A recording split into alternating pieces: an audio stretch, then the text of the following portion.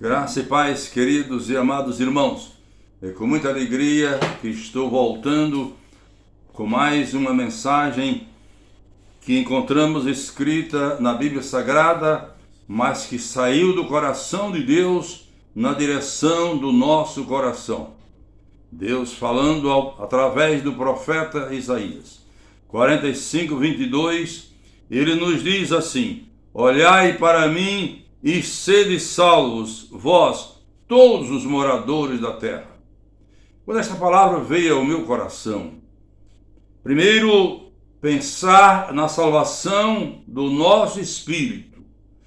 Salvação significando o livramento do pecado e purificação pelo sangue de Jesus Cristo. Salvação significando preparação para a vida eterna com Deus quando a nossa vida terrena terminar. Mas nesta vida nós precisamos ser salvos muitas vezes de tantas coisas diferentes do pecado em si. Muitas vezes nós sofremos investidas malignas e as mais terríveis. O diabo sempre criando situações embaraçosas para que o crente não continue servindo a Deus, obedecendo a palavra de Deus, tendo seus problemas resolvidos. Mas vamos nos apegar à palavra de Deus. Vamos crer nesta palavra. É o próprio Deus que está falando. E ele diz em Jeremias que a palavra que sai da boca dele não volta vazia para ele, mas produz os efeitos para os quais ela foi destinada. Esses efeitos são na nossa vida espiritual, na nossa vida emocional, na nossa vida física, na nossa vida matrimonial, na nossa vida financeira. Então, quaisquer que sejam os problemas, podem ser resolvidos quando nós olhamos para o Senhor. Somos salvos.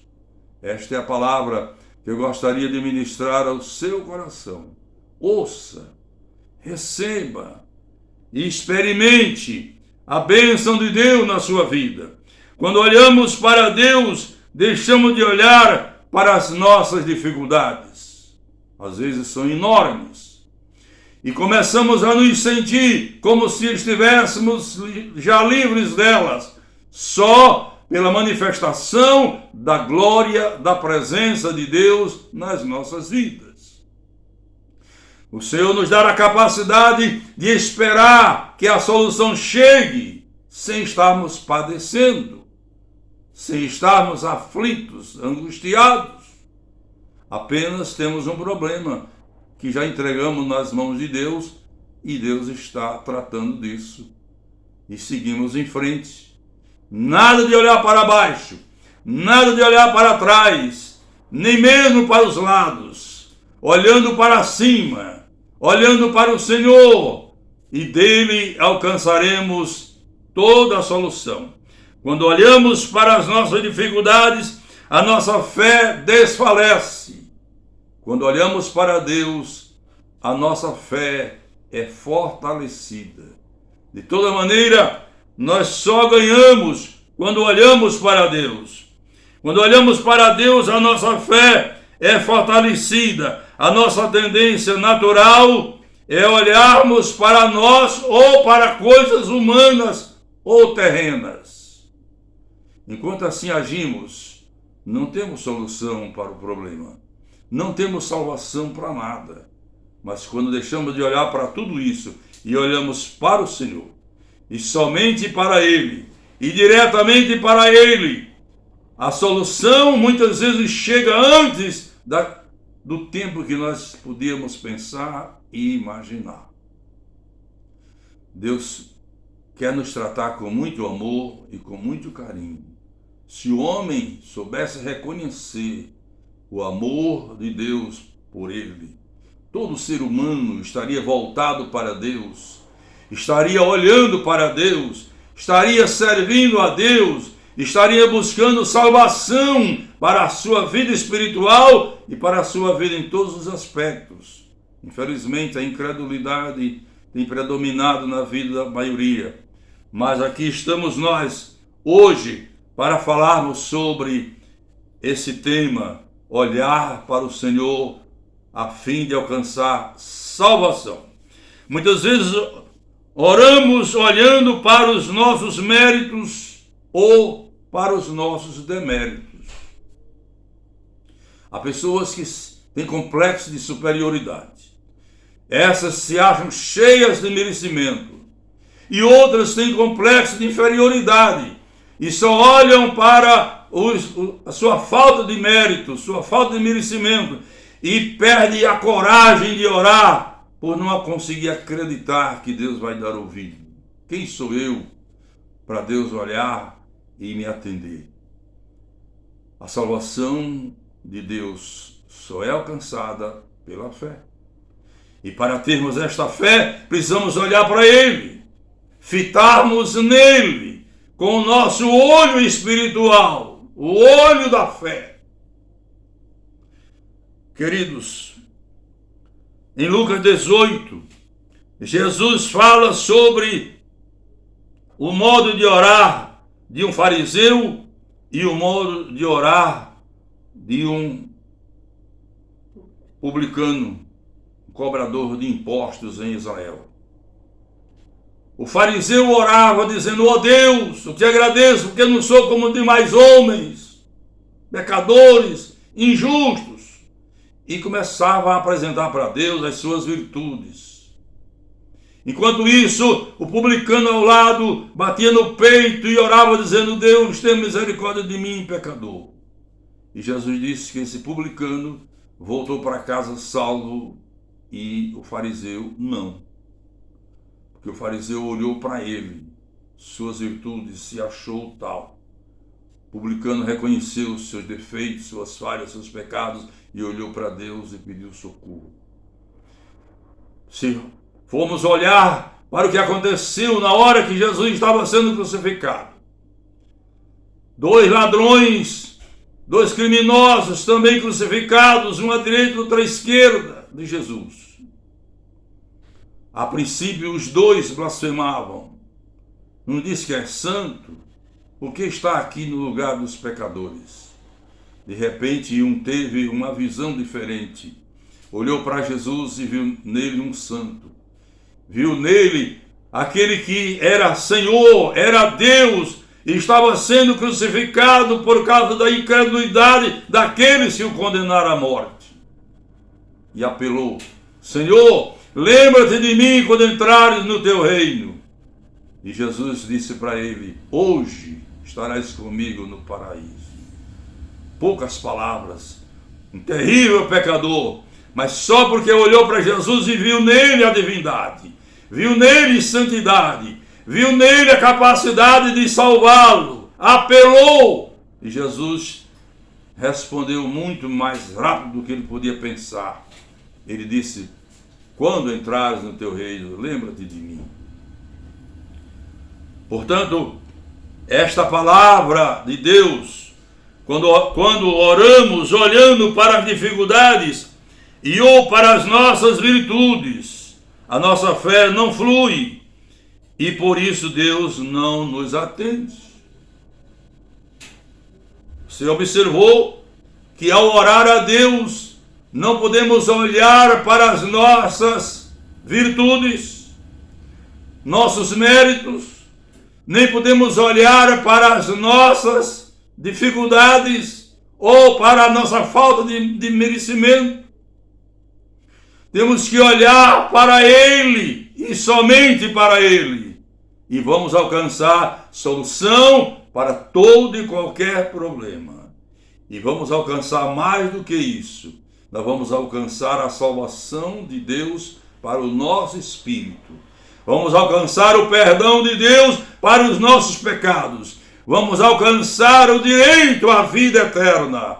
Quando a vida terrena terminar, temos a garantia, porque Deus prometeu isto, de quando a vida terrena termina, partirmos para uma vida eterna, junto a Deus no outro lado.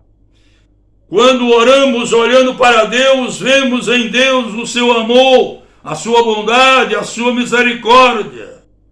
E nessa hora, Deus nos ouve. Ele atende a qualquer oração que for feita a Ele, apresentando qualquer coisa, seja alguma coisa que esteja nos massacrando, seja alguma coisa que nós estamos precisando como bênção que Deus tem a liberar sobre as nossas vidas. Ele vai nos ouvir de toda maneira, quando nós olhamos para Ele. Todo o segredo de Deus ouvir as nossas orações é olharmos para Ele, para que a nossa fé seja acesa, cresça, ao ponto de podermos descansar no Senhor, entregando a Ele nossa vida, nossas necessidades, acreditando que Ele está recebendo e estará dando um retorno. Nos meios de comunicações que nós temos, há muitas falhas, mas na nossa comunicação com Deus não há falhas, quando nós nos voltamos para Ele, olhando para Ele, voltado para Ele, com um coração sincero, um coração humilde, um coração confiante. Não dá errado. Deus tem respostas certas e quantas vezes maiores do que estávamos pensando e imaginando. Nada é por mérito. Tudo que alcançamos de Deus é por fé no nosso grande e eterno Deus. A fé é gerada no nosso coração quando nós damos ouvido à palavra de Deus. Não é nada natural. A fé não é uma herança dos nossos pais. A fé não é alcançada quando nos formamos na universidade. A fé não é alcançada quando chegamos a alcançar riquezas. A fé é gerada no nosso coração quando recebemos a palavra de Deus e permitimos que esta palavra penetre no nosso coração. Ela vai até o lugar mais profundo do nosso coração, trazendo respostas para todas as nossas orações. Deus tem o maior prazer em abençoar a quem busca a Ele. As pessoas que o buscam e as pessoas que procuram servir a Ele com fidelidade, com amor, com alegria. Ele tem o maior prazer de abençoar. Encontramos na Bíblia Sagrada e na história do cristianismo, Deus se oferecendo para abençoar pessoas antes que elas pedissem. E nós podemos citar, por exemplo, Salomão, rei de Israel, filho de Davi, que herdou o trono. Ainda no início do seu reinado, Deus chega para ele e diz: Salomão, peça-me o que você quiser e eu lhe darei. Ele não tinha nem pensado em pedir alguma coisa a Deus, porque ele herdou o reinado do pai, que era um reinado muito sólido, enriquecido. Ele se achava o privilegiado por ter chegado ao trono, enquanto os seus irmãos não chegaram. Mas ele parou, pensou e entendeu: eu preciso de uma coisa. Eu preciso de sabedoria para governar este povo, que este povo pertence a Deus, um grande povo. E quando ele disse: Senhor, eu preciso de sabedoria para governar este teu tão grande povo, Deus ficou maravilhado, podemos assim dizer, com o pedido de Salomão. E Deus já fala com ele dizendo: você poderia ter me pedido riquezas, eu lhe daria. Você poderia ter me pedido glórias e eu lhe daria. Você poderia ter me pedido longevidade e eu lhes daria. Você poderia ter me pedido até a morte dos seus inimigos e eu lhe daria. Você me pediu sabedoria, Salomão. Eu vou lhe dar, mas não na dimensão que você pensa. Eu vou fazer de você o homem mais sábio da história. Nunca houve antes de você nenhum, e nem haverá depois de você nenhum homem tão sábio quanto você vai ser a partir de hoje. Isso é a grandeza de Deus, isso é o amor de Deus, isso é a bondade de Deus, isso é Deus se oferecendo para abençoar. Por que um crente em Jesus Cristo fica soterrado debaixo de escombros, de problemas, de lutas, de dificuldades, se desesperando, se desiludindo, muitas vezes até desistindo de ser crente? Por que isso? Quando Deus está dizendo, olhe para mim.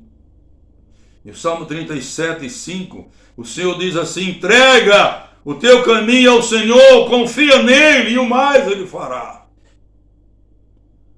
A fé gerada no nosso coração a partir da palavra de Deus, ela nos faz tão fortes que a Bíblia diz que confiam no Senhor são como um monte Sião que não se abala, mas firme permanece para sempre.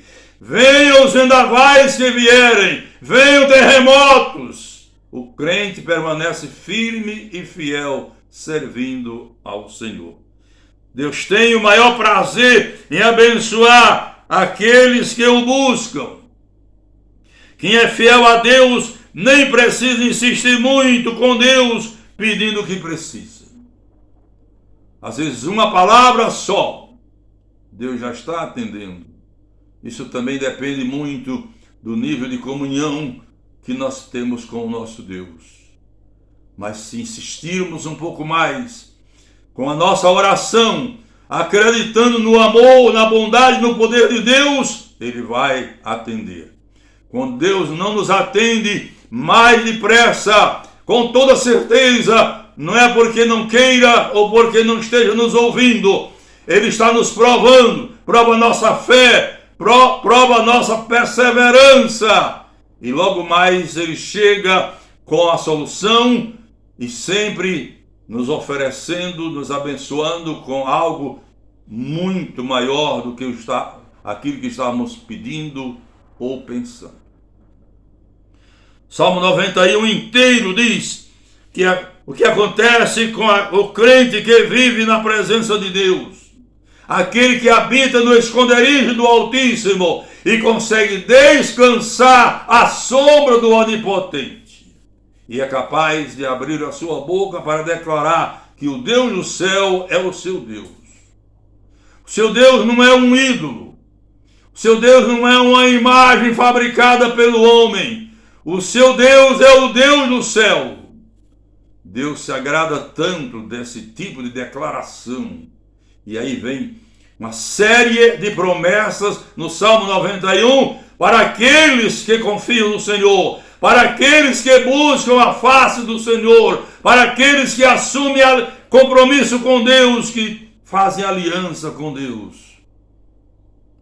Se você está se sentindo abalado na sua fé, na sua vida espiritual, faça essa experiência.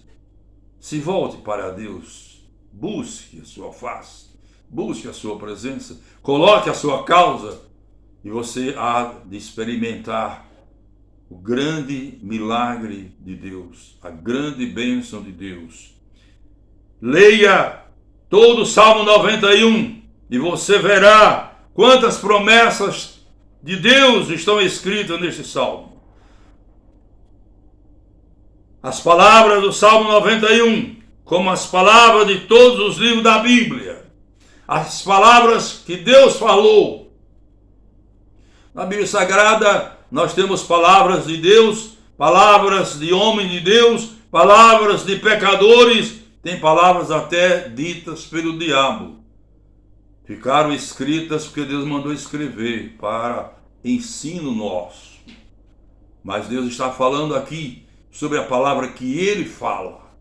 Esta é a palavra, não importa se Ele falou direto ao meu coração ou se Ele falou através de alguém a quem Ele usa para falar conosco.